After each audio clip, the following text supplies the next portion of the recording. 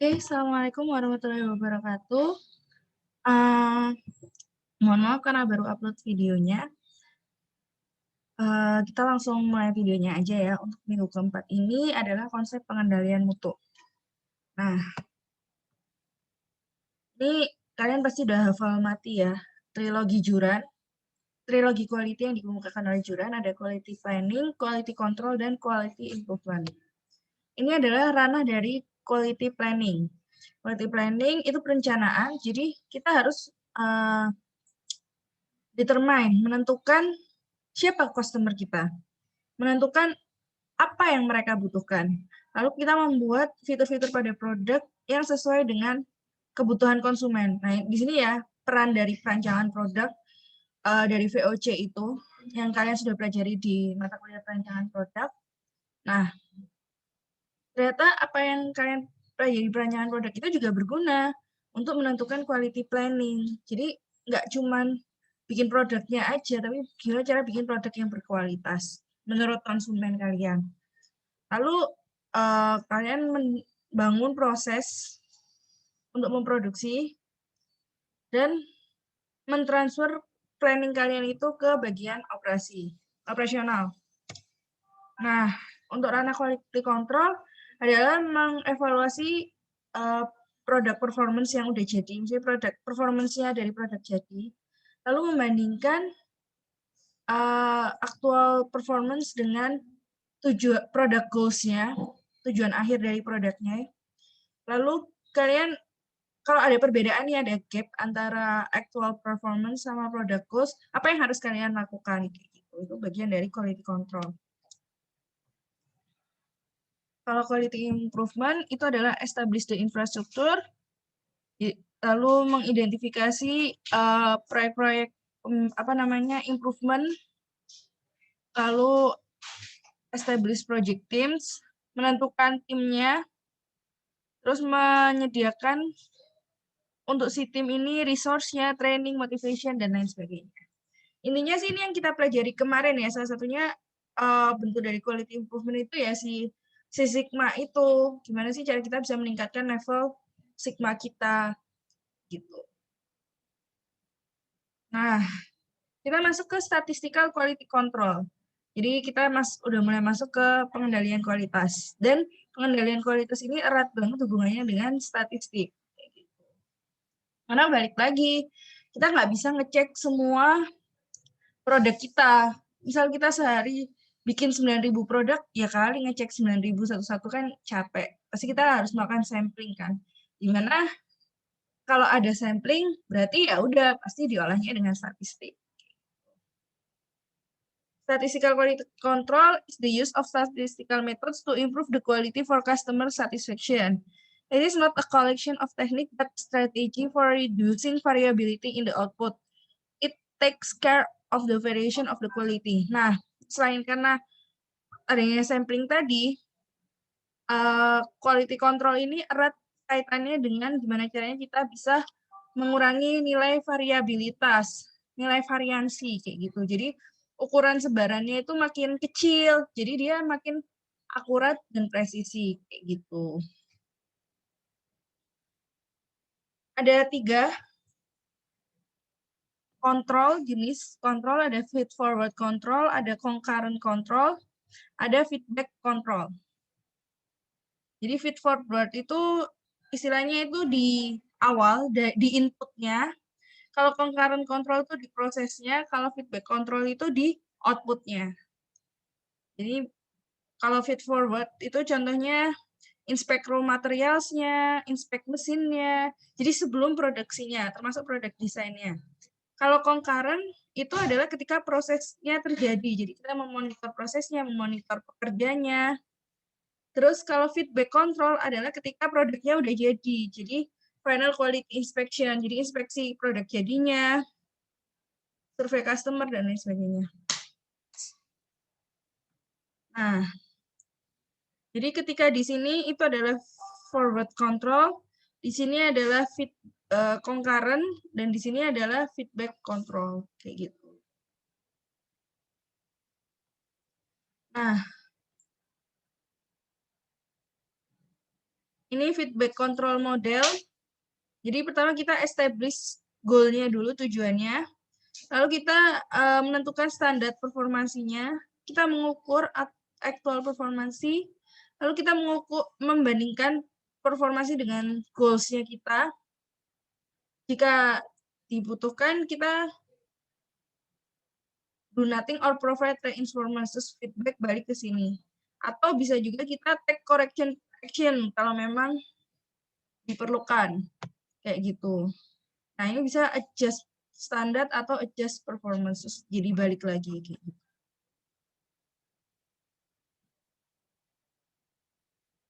Input, diproses, output, terus dilakukan inspeksi, ada target juga dibandingkan. Jika sesuai, ya udah berarti dia produk baik. Kalau nggak sesuai, ya dia jadi reject. Kayak gitu.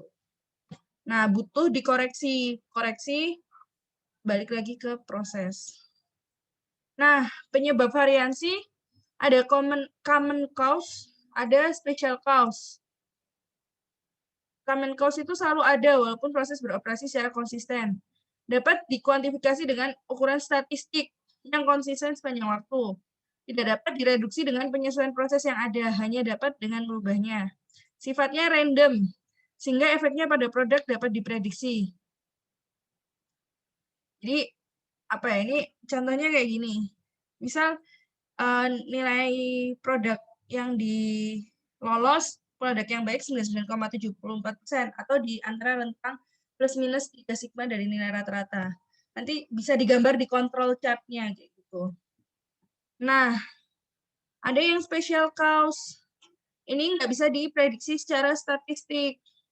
Ini biasanya tiba-tiba ada kerusakan mesin, mesinnya down atau apa.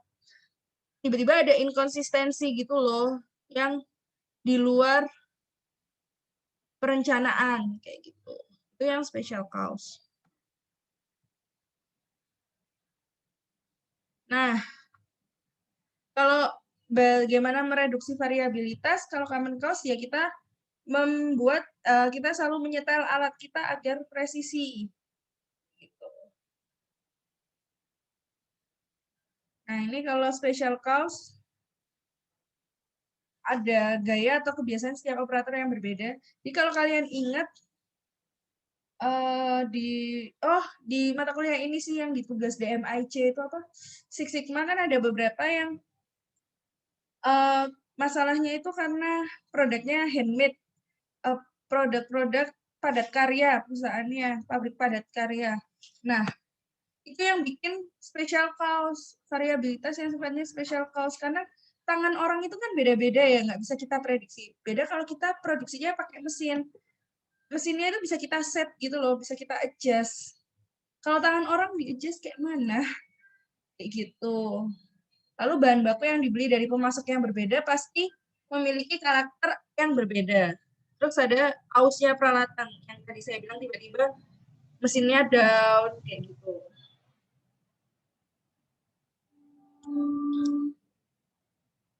Variasi random dan tak random. Sebuah proses yang beroperasi hanya dengan variasi yang disebabkan faktor random dikatakan dalam kendali secara statistik atau in statistical control.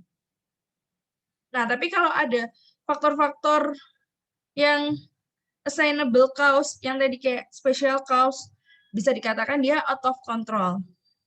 Nah, sasaran akhir dari statistical quality control adalah reduksi atau eliminasi dari variabilitas dalam proses dengan cara mengidentifikasi dan menghilangkan sebab-sebab yang sifatnya assignable atau yang special cause. Jadi biarlah yang random aja, karena yang random itu bisa diprediksi secara statistik.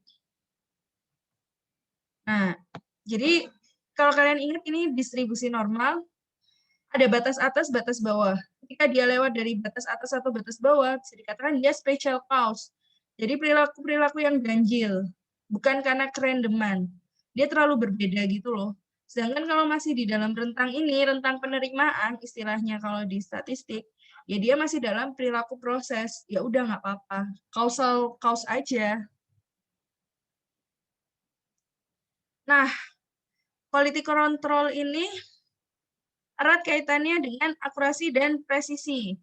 Presisi merepresentasikan tingkat variabilitas dan observasi. Kalau akurasi merepresentasikan derajat keseragaman observasi di sekitar nilai sasaran, yaitu rata-rata. Jadi kalau presisi ini ke ukuran penyebaran, kalau akurasi ini ke ukuran pemusatan. Jadi ini akurat. Kenapa akurat? Karena dekat ke titiknya. Ini kan titik sasaran. Tapi dia nggak presisi, karena dia terlalu mencar-mencar kan, variansinya tinggi. Kalau ini nggak akurat, tapi presisi.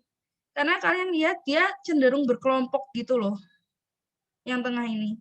Tapi dia jauh dari titik pusat ini, titik tujuan goals-nya.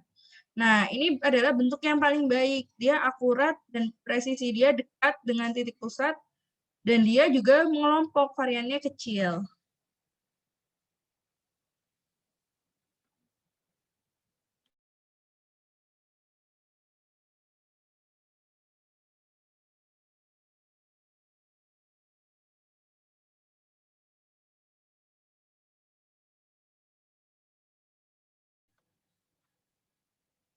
Nah, pengendalian mutu mandiri.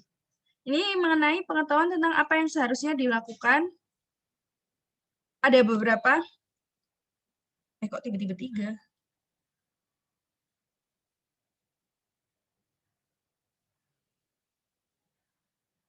Oh, harusnya 2 sih. Tentang pengetahuan apa yang seharusnya dilakukan dan kemampuan untuk mengaturnya. Jadi kita harus tahu standar produknya, spesifikasi produk, spesifikasi proses, deskripsi kerjanya, lalu checkpoint-nya juga jelas semuanya. Ini contoh dari penetapan spesifikasi proses. Nah, terus habis itu kalian bikin checklist-nya, check sheet-nya. Dan check sheet itu harus dievaluasi terus apakah sudah dilakukan oleh operator atau enggak. Karena kalau sampai ada check sheet yang terlewat, bisa jadi produk kalian jadi produk yang reject. Kayak gitu. Kemampuan untuk mengatur, contohnya proses harus dapat memenuhi toleransi yang ditetapkan. Proses harus responsif terhadap tindakan pengaturan dalam hubungan sebab akibat untuk meminimumkan variasi.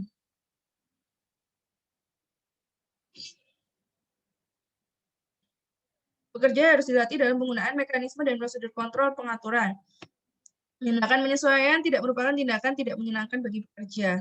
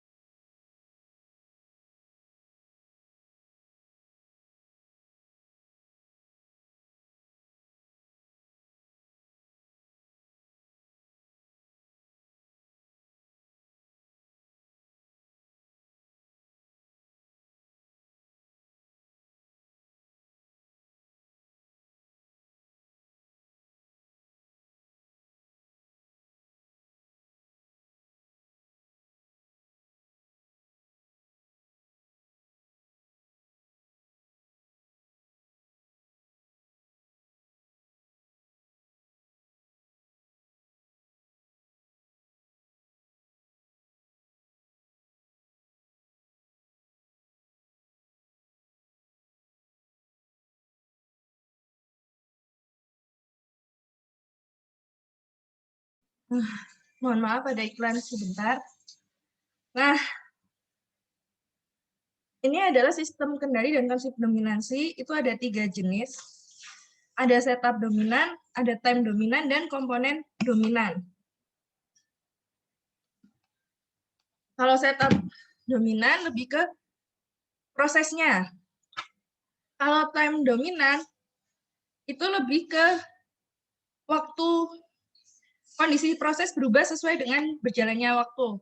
Mulai dari keausan tool, penurunan reagen, peningkatan panas mesin, dan lain sebagainya. Kalau komponen dominan itu lebih ke kualitas material atau komponen Jadi ke raw materialnya, ke inputnya gitu.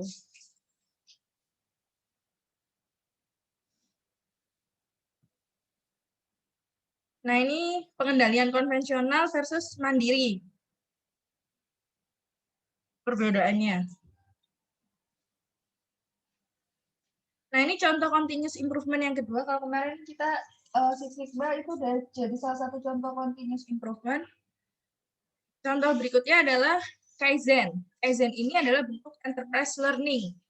Dan Kaizen ini melibatkan semua pekerja dengan motivasi untuk selalu mencari perbaikan. Jadi budaya Kaizen adalah mencari peluang perbaikan.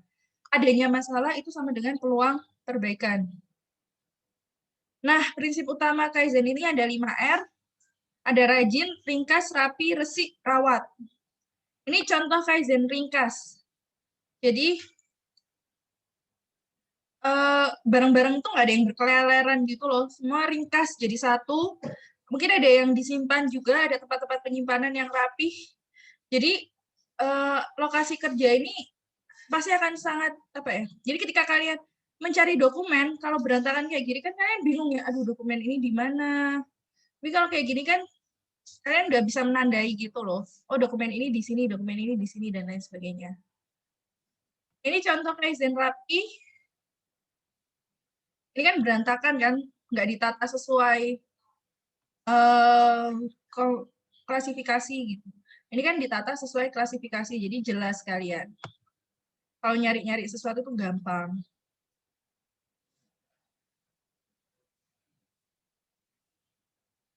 Nah, ini contoh Kaizen resik. Bersih ya, nggak ada kabel-kabel keleleran. Adanya kabel-kabel keleleran ini kan bahaya ya. Orang bisa nyangkut. Terus kalau mau bersihin itu sampah-sampah juga susah. Tapi kalau ini kan nggak ada. Jadi orang mau nyapu gampang, orang lewat juga nggak akan kesangkut. Rawat itu,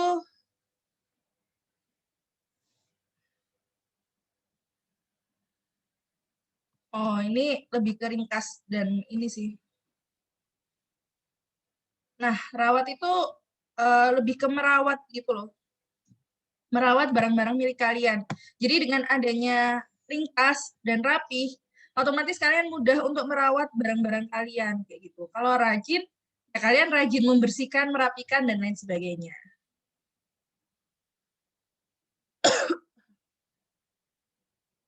Ini hasil penerapan Kaizen di Jepang.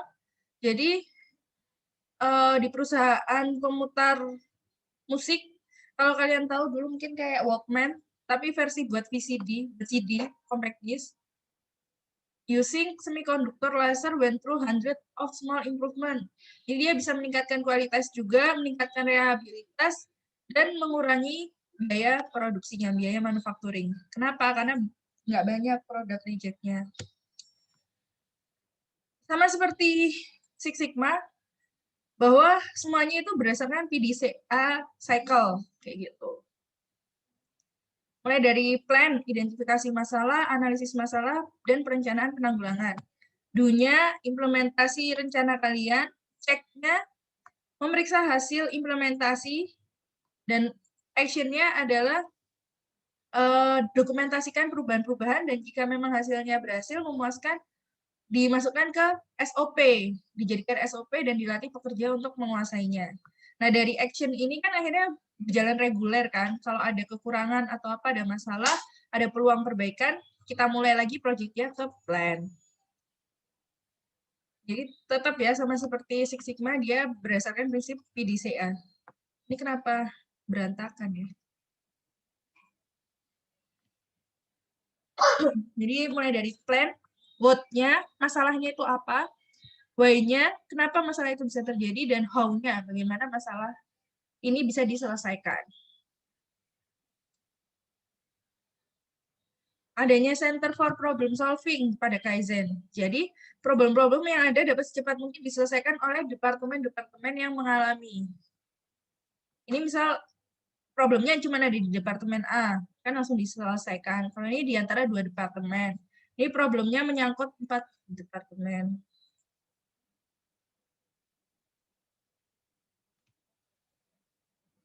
Anatomi masalah itu tidak terpenuhinya standar, harapan, atau ekspektasi. Problem ada ketika tidak terpenuhinya standar, harapan, atau ekspektasi. Atau problem adalah sesuatu yang tidak diinginkan.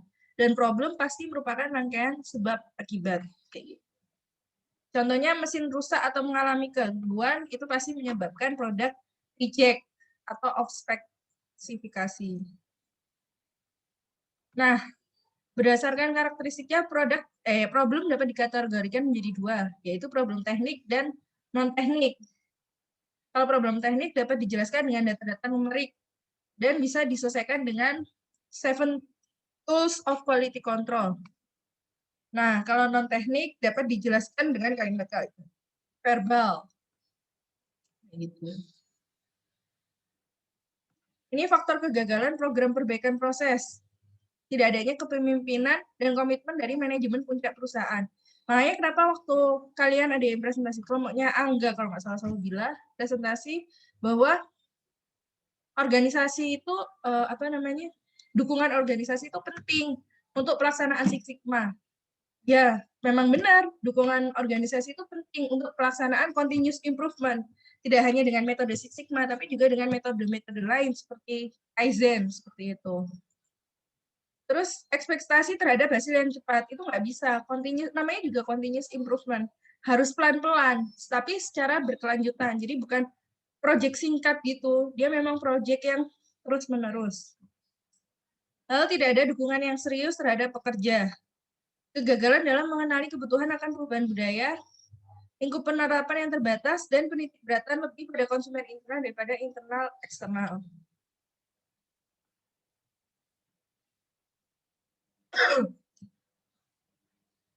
Program dasar perbaikan proses, ada Big Q sama Little Q. Kalau Big Q, program perbaikan yang mengintegrasikan TQM dalam struktur dan strategi perusahaan dengan dukungan penuh dari manajemen puncak. Kalau Little Q, program yang menekankan pada pelatihan, perangkat, dan teknik-teknik TQM, tapi tanpa perubahan mendasar pada budaya kerja. Ini perbedaan Big Q dan Little Q. Kalau dalam gambar ya. Nah, ini sebagai pengetahuan mengenai perbedaan, kan waktu 2 minggu yang lalu ya saya menjelaskan bahwa sebenarnya banyak sekali mayoritas itu dari quality control, ilmuwan quality control itu dari Eropa dan dari Jepang. Nah, ini perbedaannya persepsi orang Jepang dan orang Eropa terkait continuous improvement. Jadi kalau orang Jepang itu pakai Kaizen. Kalau orang Eropa itu mengenalnya Total Quality Management. Ini comparison TQM atau Kaizen. Jadi kalau TQM itu bahasanya dari orang Eropa, kalau Kaizen itu orang Jepang. Dan clean sheet reinvention. Ini buat kalian baca aja. Nah, ini tugasnya. Makeover kamar tidur kalian berdasarkan prinsip 5R tadi. Foto keadaan sebelum dan sesudah makeover, upload foto di Instagram, jelaskan di caption bagaimana proses kalian melakukan 5R selama makeover kamar. Mana yang kalian sebut rapi, resik, dan seterusnya, dan jelaskan manfaat kalian menerapkan 5R. Deadline-nya Kamis 15 April 2021 pukul 23.59. 7 kamar proses makeover terbaik akan presentasi pada Jumat 16 April, dan 2 kamar dengan presentasi terbaik atau penerapan 5R akan mendapat saldo link aja. Untuk nominalnya mungkin bisa bertambah. Oke, itu aja sih materi untuk hari ini. Mohon maaf, ada keterlambatan dalam upload. Semoga ilmunya bermanfaat. Kalau ada pertanyaan, kita bahas di minggu depan ya, di sesi online. Sesi Synchronous live di Zoom. Oke, terima kasih semuanya. Tetap jaga kesehatan, jaga semangat. Assalamualaikum warahmatullahi wabarakatuh.